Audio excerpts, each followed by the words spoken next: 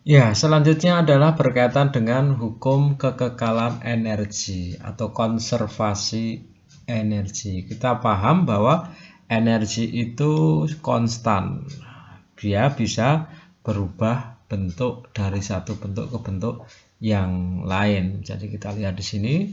Yang pertama, kita pahami bahwa energi itu konstan. Konstan dari arti fisik ya ini. Artinya jika ada sebuah benda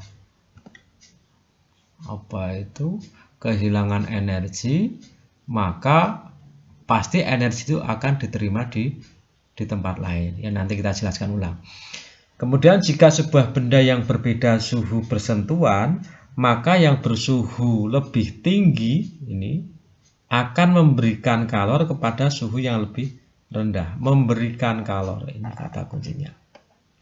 Sampai terjadi keseimbangan termal. Nah, ini. Jadi misalkan beginilah, sederhananya saja. Misalkan saya punya alat. Katakanlah gini lah sederhana saja. Saya punya gelas. Nah, kita lihat.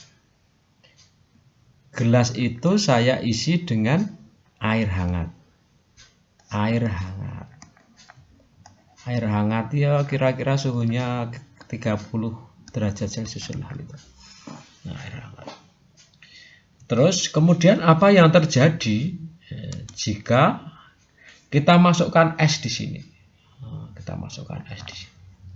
Ini es. Es kita kira ya suhunya katakanlah ya min 10 derajat Celcius gitu. Maka yang terjadi apa yang terjadi ini? Maka yang terjadi air yang hangat ini kalornya diberikan atau diserap oleh es.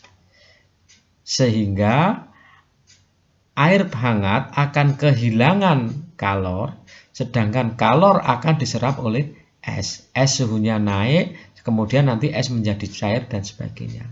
Sehingga nanti di sini akan tercapai kalau ini diaduk terus, diaduk, maka akan terjadi keseimbangan.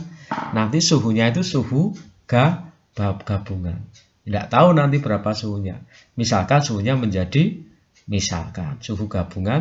suhu gabungan ketika terjadi keseimbangan. Ya tentu saja antara ini dan ini.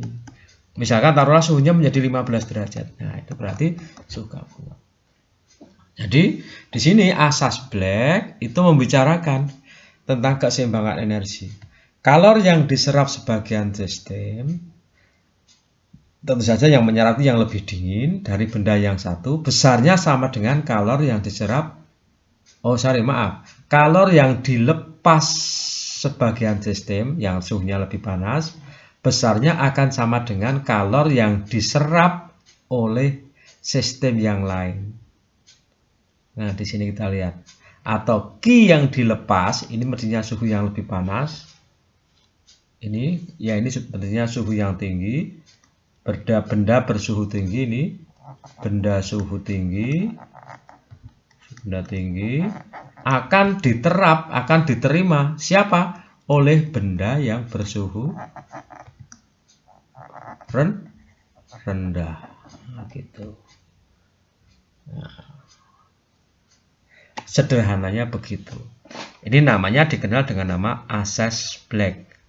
Ini dikenal dengan nama asas Black.